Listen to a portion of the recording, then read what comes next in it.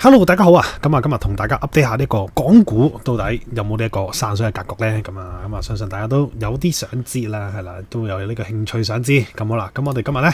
就有幾個嘅分析重點撮要嘅，係啦，第一就係港股散水嘅相關板塊啦，後市支持嘅位置到底喺邊一度呢？後市到底睇好啊，定係睇淡呢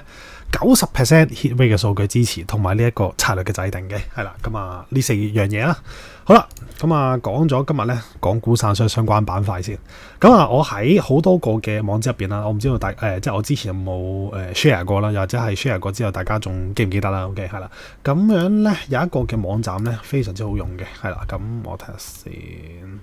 係啦，咁我哋就要去翻呢一度啦。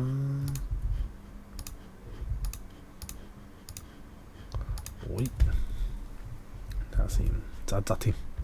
係啦，因為我呢個 Excel 咧，其實後邊就駁住咗一個網址嘅，係啦，咁跟住咧，得啦，揾翻啱個網址先，係啦，咁啊俾翻大家去做一個嘅參考啦，咁樣啦，係啦，就係呢個網址啦。咁呢一個嘅網址咧就非常之好啦，係啦，咁佢就會有晒依家恒生指數啦、成分股啦嗰一啲嘅。係啦，股份喺度嘅，咁同埋咧，如果你將佢下載咗啦，去呢一個嘅Excel 嗰度咧，咁仲會有埋咧 I 呢一行嘅，即係佔恒生嗰個嘅比重，係啦，佔恒生比重嘅。咁我哋得出呢一個嘅佔恒生比重之後咧，其實我哋可以計一啲咩嘅數字咧？咁我哋咧就大概啦，可以計到底以收市價嚟計啦，其實佢佔恒生指數呢個點嘅。咁啊，最近啦，小米咧就叫做升到如火如荼啦。咁其實咧，佢就係佔咗恒生指數咧，大概1533點嘅。即係其實簡單啲嚟講咧，今次呢一個嘅叫做恒生咧大升，即係叫做恒指啦，叫大升嘅話咧，其實小米集團呢一隻股票咧係功不可沒嘅。咁啦，咁當然啦，即係今日咧就叫做下跌啦。咁佢咧亦都即係叫做拖累恒指啦。咁啊跌咗50點嘅。OK，咁當然啦，即係佢一升一跌底下咧，其實一定係升多跌噶啦。咁但係咧，即係呢一隻嘅股票按翻住佢嗰一個嘅叫做佔比啦，我哋可以求翻咧，其實佢到底今日拖累恒指幾多？咁而咧，當你咁樣去做嘅時候咧，你就可以有一個 summarize 啦。咁你又可以睇下到底有冇邊一啲嘅特板塊咧係即係跌得特別多嘅。OK，即係拖累得恒指特別多嘅，係啦，咁你就可以小心啲啦。咁而咧最近即係長和啦，就叫做即係賣呢一個嘅碼頭啦，又賣唔出啦。咁今日咧都會有回吐嘅，咁跌咗3.5%。咁其實咧講真嘅，即係長和跌咗3.5%咧，其實你話會唔會拖累恒指好多咧？咁樣咧，其實就唔會嘅。OK，咁喺我哋嗰個嘅 calculation 入邊咧，就可以計到嘅，佢只係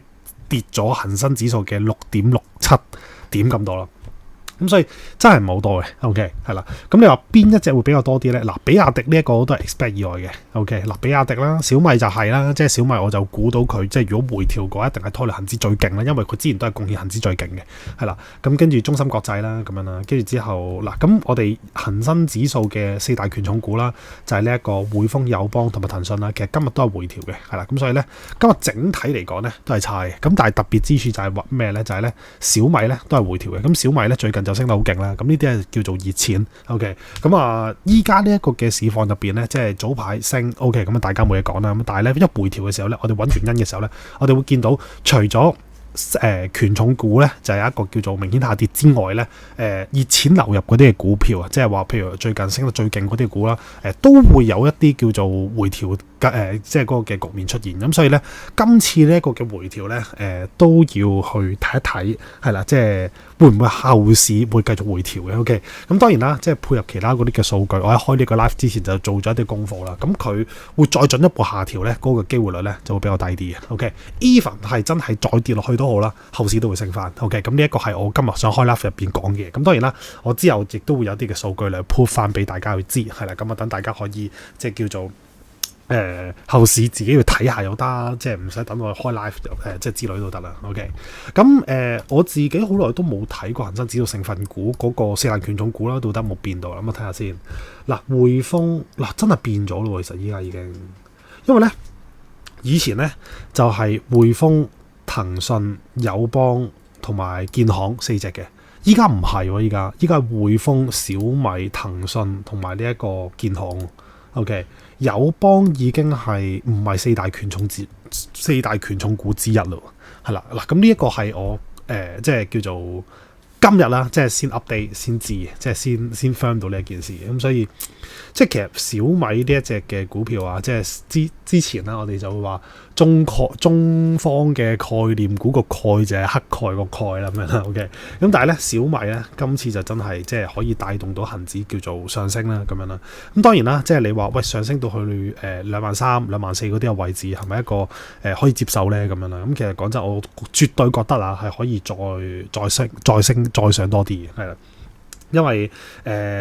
即係依家我哋知道，自從美國嗰邊加息之後，其實港股入邊咧，佢嗰個嘅投資氣氛就好差啦。OK， 係啦，咁變咗做咧，好多之前咧，即係叫做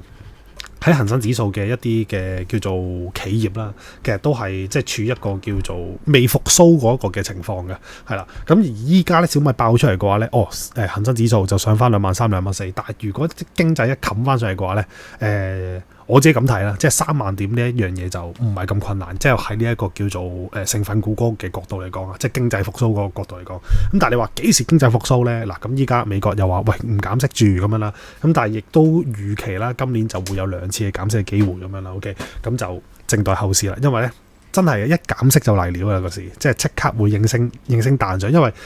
我自己好深刻嘅一樣嘢就係話，我今日去睇呢一個嘅叫做新世界啦，係啦，咁佢負債咁多咧，好大部分嘅原因咧，當然啦，即係有一部分嘅原因就係話佢收購好多嘅項目啦 ，OK 係啦，咁啊變咗做負債就好高咗啦，咁而咧負債高咗之後咧，你嗰個勁額大咧，再加上咧佢嗰一個借貸嘅利息咧，如果係提高嘅話咧，咁變咗做你。嗰個就係襟盤得好快嘅，其實係啦，咁所以咧，即係新世界佢點解話冧得咁勁咧？即係忽然間咁，即係都係呢一個原因。咁當然啦，即係大家亦都可以睇翻唔同嘅新聞啦，嚟補翻呢一方面嗰啲嘅資料嘅。OK，咁其中一個 critical point 啊，就係呢一個美國加息嘅。OK，係啦。好啦，嗱咁啊喺呢一個港股散水相關板塊嗰度啦，咁啊大概可以即係有，即係大家都知道啦，即係小米、比亞迪係啦，即係呢一啲咁熱切嘅股票咧，有一啲回水啊，即係回堂啊嗰個嘅跡象嘅。OK，咁我哋即刻去睇一睇啦，港股入邊咧支持嗰個位置啦，咁呢一個嘅。分析咧，我哋最主要啦，都係喺呢一個市場上邊啦，嗰個嘅衍生工具嗰度咧就提取出嚟嘅。OK，嗱，目前嚟講咧，嗱呢一個咧就係尋日佢嗰個叫做港交所 report 啦出嚟嗰一個嘅叫做資金流嘅。咁我哋見到啦，23,000呢個位置，固之然就係一個好大嘅叫做支持位啦。OK，咁而咧佢喺23,600呢個位置咧，都係突咗出嚟嘅。OK。係啦，咁而今日啦，即係有穿過下嘅，但係冇穿收低嘅。OK，係啦，咁所以咧23,600呢一個位置咧，依舊都係一個叫做有力支持。OK，係啦，咁你話啦，喂，如果後市穿咗，咁點咧？咁樣啦，咁其實23,200啊，23,000呢啲位置咧，都係會有支持嘅。OK，係啦，咁所以咧後市你話喂咁樣由24,000中翻落去嘅話，會唔會後市一路一仆一碌咁樣係咁跌落去咧？咁樣啦，目前嚟講咧就唔會嘅。OK，係啦，咁啊首先第一個啦23,600，咁如果穿咗嘅話咧，仲有23,000同埋23,000嘅。OK，咁但係你話再穿啦，咁後邊嗰一啲嘅叫做支持位咧就冇咁大力噶啦，老實講係啦，咁所以咧23,600如果一穿嘅話咧，你話跌到落去23,000再揸嘅話咧，咁啊都係即係都係 reason 嘅呢一樣嘢。OK， 好啦。咁啊，到底後市睇好定係睇淡咧？咁樣啦，係啦，咁我哋又睇一睇啦。嗱，咁啊喺我啱啱嗰個嘅立場入邊咧，我就係會睇港股 even 係依家叫做跌啦咁樣啦。咁但係後市都會升翻上嚟嘅原因係乜嘢咧？咁我哋咧由呢一個嘅第二季啦，咁啊去到呢一個嘅第三季係啦嘅季尾，即係話由3月至到5月尾啦。呢一段時間咧，其實恒生指數咧，你要捕捉呢一個嘅升波幅咧，嗰個嘅 start point 開始嗰個嘅日子咧，就係3月25號嘅低位開始嘅。咁而咧今日咧就係3月21號啦，咁啊面對呢一個嘅星期六日啦，即係話星期一之後星期二翻嚟嘅話咧，咁啊至到去5月尾啊，咁其實就又會有另一個嘅升浪咧，就係即係好高機會率會發生嘅。咁呢一個嘅3月尾至到至到5月嘅中下旬啦，係啦。咁其實咧就係夾雜住呢一個嘅6月，夾雜住呢個4月嘅。咁4月啦，即係我之前喺開立入邊都同大家講過啦，港股4月一定會升嘅。OK， 咁啊呢一樣嘢都講過好多次，亦都喺數據上 prove 咗好多次啦。OK， 咁但係今次啦，即係呢一個嘅3月1號咁啊，至到去5月尾嘅話咧，咁啊嗰啲嘅數據又係點樣去擺咧？咁啊呢一個嘅 report 啦，就係叫做90% hit rate 咧，咁我係用20年求出嚟嘅，咁即係話咧呢一個嘅數據咧，喺我哋對數嘅時候咧，應該可以俾我哋揾到咧有2年咧係冇呢一個嘅5.47% 嘅升幅。咁我哋又揾下到底嗰2年係邊2年啦。OK， 咁我哋又睇下我哋今年咧又似唔似呢2年入邊佢嗰一個嘅叫做走勢咁樣啦。咁我哋可以去到呢一個 data 對數表啦，咁啊入翻 HSI 啦，咁啊記得 data 對數表呢一個咧，如果你睇指數咧，要撳翻呢個 Shift 6嘅，咁啊開始年份啦，2005啦，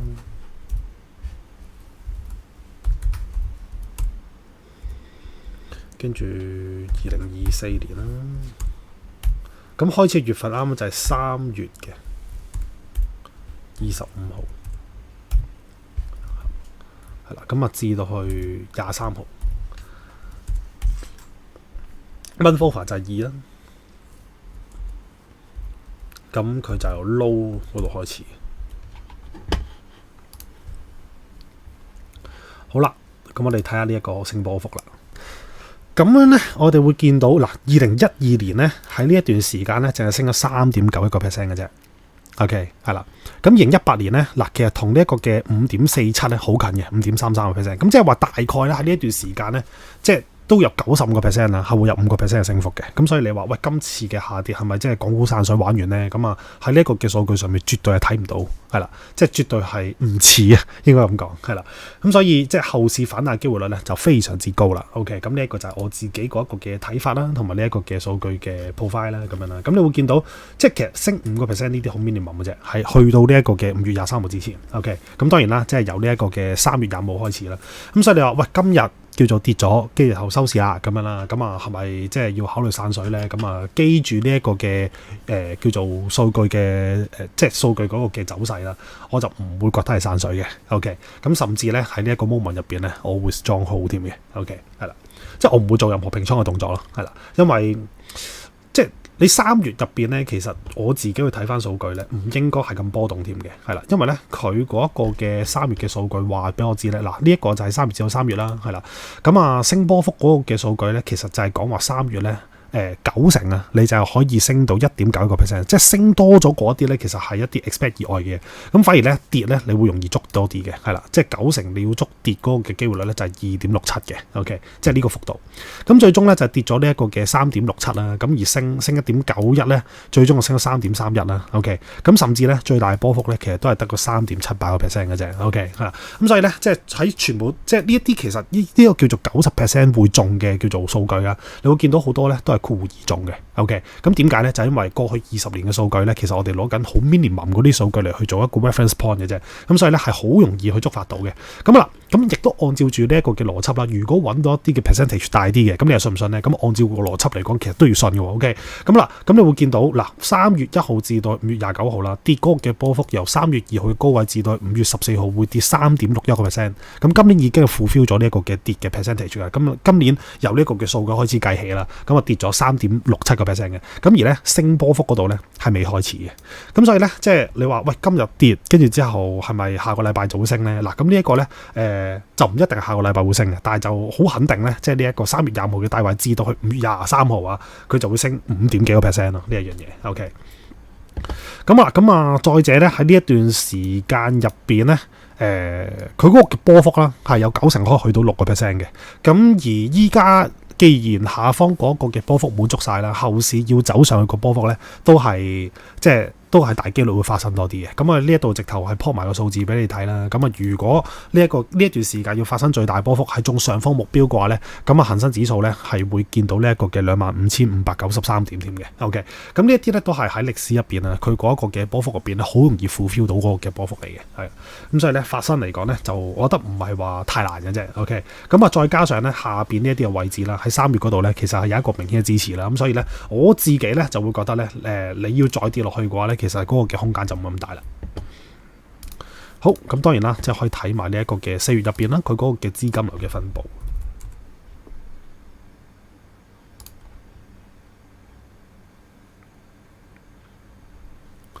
嗱，4月入邊咧，雖然咧就未轉倉啦，OK，咁但係嗰啲資金大概嗰個嘅板位擺位，大家都會見到係呢一個嘅23,000嗰啲嘅位置噶啦，OK，23,000呢個位置一枝獨秀勁長 ，OK， 就係一個叫做好友啦，佢嗰個支持位置。咁而咧啱啱我講啦，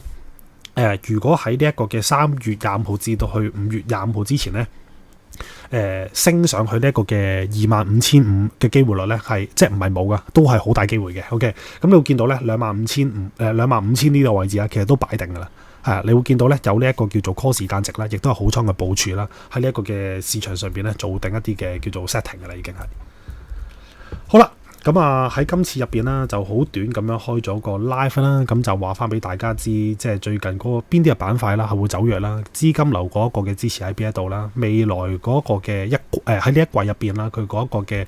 機率啊會偏向會升多啊定係跌多咁樣嘅 ，OK。咁至於咧最後嘅最後啦，你話喂咁90% hit rate 嘅數據嗰個嘅策略制定又應該點去制定咧咁樣啦？咁呢一度咧就唔好意思啦，因為點解咧？25號未到係啦，25號未到嘅話咧，我哋就揾唔到嗰一個嘅位置啦。揾到嗰個嘅位置之後咧，我哋先可以做 spread 嘅 ，OK 係啦。咁而咧，如果你話喂做 spread 大概係做邊啲嘅位置咧咁樣啦，咁我哋就要等25號啦嗰一個嘅低位，即係話25號嘅收市啦，係啦，即係出現咗之後咧，我哋先知嘅 ，OK 知道之後咧，我哋就可以喺呢個市場上邊咧做一個嘅 debit cost back 捕捉佢呢一個90% 咧將會發生嗰個升波幅咧嗰個走勢啦。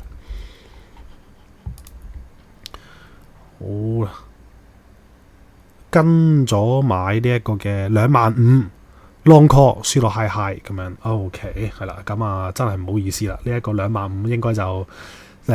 應該就唔會我叫你買，因為點解咧？我哋去做一定係做 spread 嘅 ，OK。咁當然啦，如果你喺呢一個嘅操盤方面啊，想了解更加多嘅話咧，我哋喺呢一個月入邊咧，亦都會有一個 offline 嘅課堂嘅，咁我費用都唔係好貴嘅啫，係啦，係500蚊嘅 ，OK 係啦。咁啊500蚊入邊咧就會有兩堂入邊咧有一份碌市，份碌市都差唔多100頁咁滯嘅啦 ，OK 係啦。咁就會講下呢一個嘅期權初班啦，同埋如果你係買咗股票嘅話咧，應該點樣去用期權咧嚟去做對沖嘅？咁就係呢一個入門班入邊咧，佢嗰個核心入邊會講嘅嘢嘅 ，OK。咁嚟緊啦，呢一季入邊咧，其實都會開呢一個嘅初班同埋中高班啊等等嘅叫做相關啦 option 嘅叫做操盤班嘅係啦。咁啊有興趣嘅朋友仔咧，記得喺呢一條片下邊嗰度啦揾翻。咁再者咧喺呢一個嘅啱啱啦90% 嗰個嘅歷史數據分析咧，如果大家咧喂呢啲數據分析到底係點樣去計咧？又或者係想知多啲嘅話咧，咁啊之前啦就會有一個嘅分享會嘅，分享會入邊咧佢嗰一個叫做嗰條 link 啦係啦，咁你又可以咧喺呢一條片下邊嗰度咧填翻嗰張 form 之後咧，我就會用 email 咧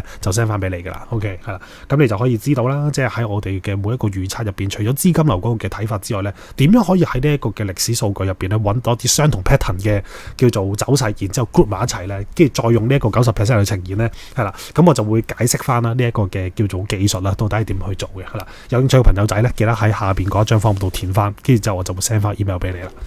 好，咁今日嘅時間就差唔多啦。呢度做少 update 先 ，OK 係啦。咁喺我哋嗰個嘅叫做分享會之後啦，咁啊好多朋友仔就 join 咗啦，OK 係啦。未收到 email 嘅咧，記得去 WhatsApp 揾翻我啦，OK 係啦。咁啊收到 email 嘅，咁就即係唔使搞咁多嘢啦，OK 咁啊即係叫做依家用緊啦。咁但係咧有一個嘅 reminder 就係咧，今日咧嗰個嘅即時資金流咧就會停咗一日線嘅，OK 咁琴日就停咗半日啦。咁原因就係咩咧？我哋用嗰個嘅報價軟件咧，佢就要我哋 update，OK 咁啊 update 完之後咧，咁我哋發覺咧佢嗰個嘅 API 咧就移咗位啊，咁我哋咧就要重新揼一個 API 嚟去銜接翻嗰啲嘅數據。咁我目前嚟講咧，program 都做緊嘅啦，咁啊我都盡谷底下咧，佢都話喂最快都係星期一用得翻嘅，OK 咁啊呢一度咧就知會大家一聲先 ，OK 係啦，即係即使嗰個嘅資金流暫停使用住 ，OK 係啦，一覽就冇事嘅，係即使嗰啲先有事嘅啫 ，OK。